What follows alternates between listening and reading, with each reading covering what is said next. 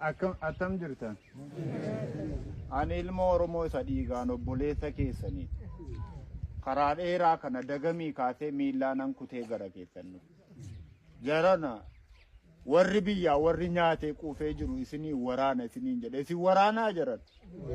Waraana miti isin qotee bulaa miti isin haadholii kiyyaa abbootii kiyyaa quba isiniin qabu Oromoon inni isiniin daldale ofii isaatii nyaachaa jira.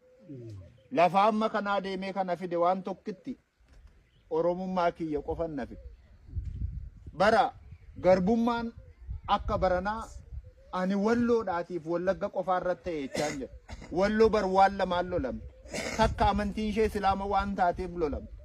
Lammaffaa Oromoo waan taateef lolamte. Biyya kana keessatti Oromummaa yakka taate jiran.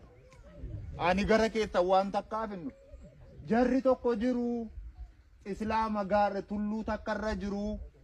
Meeshaa gurguddaatiin rukutamaa jiru jennee odoo walitti himnaan lakki nagaadhaa nuun jedhan. Nagaadhaa lafti kun. Maal lagaan jira kun argaan jira miidha. Haadha baattee araddaa kana keessa manni walirratti ijaaramee jira miidha. Jaallan kiyyaa ni jaalala keessantu na fide. Elaa fuula rabbiittan siniin jedha jaalala keessantu na fide. Isin qofa miti wallaggaa morma kutanii gatan. Jarana wallooti mormarraa kutanii gatan. Ilma Oromoodhaa mormi bakka biraatti badeetu mudhii gadi bakka biraatti badeetu Oromoon waloo waallachuullee dadhabe. Kunoo asiiti ganda ani kee darbee dhufe kana abbaaf ilma wal biratti ajjeesanii ilma waliin maranii boollatti gatan. Maal jirraa jarana jirraa? Jirru jaran. Keenyamee rabbumti qofti nuuf haa dubbatu malee hin jirru. Ani hoomaallee isiniin jechuu hin danda'u. Biyya fagoo yoon isinirraa jiraadillee isinan jaalladhaa. Bakka ala lafa kiyyatu fagoodhaa dhiigni kiyya dhiiga keessan.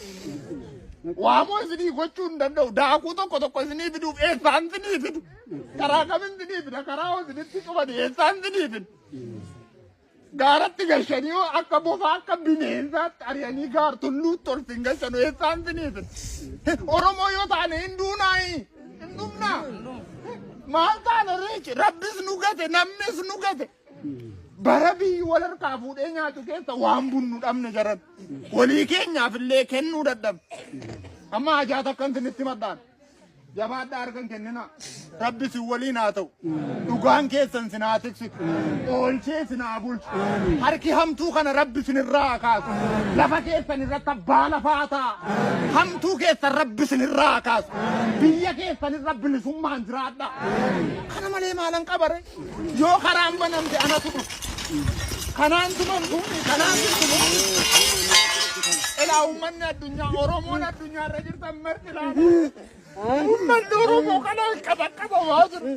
Lafa dheeraa taane haadholiin imimmaan isaanii dhangalaasanii booda.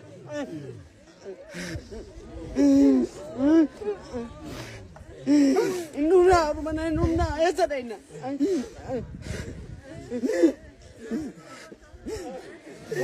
Biyya abbaa keenya irratti galtuu taate. Biyya abbaa keenya irratti kadhattuu taate. Biyya abbaa keenya irratti qotannee nyaachuu dadhabne maataa keenya irra jiraachuu dadhabne. As keessaati jaarsi buleessi waan lafa kanaan an maqaa keessan sheek abbaasaan beekon sheekni tokko jira kan akka daa'ima isaatiitti walitti qabee jiraatu hidhame naan jennaan halkan tokko guutuun booyan. Ani halkan takka guutuun booy sheekichaan beekon garuu Oromummaa isaa duwwaadha naan kan naga'u. Jarana tokkitti isinaan haa jedhu dhugaan keessan ooshee isin haa bushu. Rabbi isinitti amantan tokkichi sun himee eegee isin haa galchu. Nuti raawwanni keessa jirru. Suuraan maa agartan kanasi dishqaa achirratti xamadanii amaarri dhufee raawwateennaa nurratti dhukaasee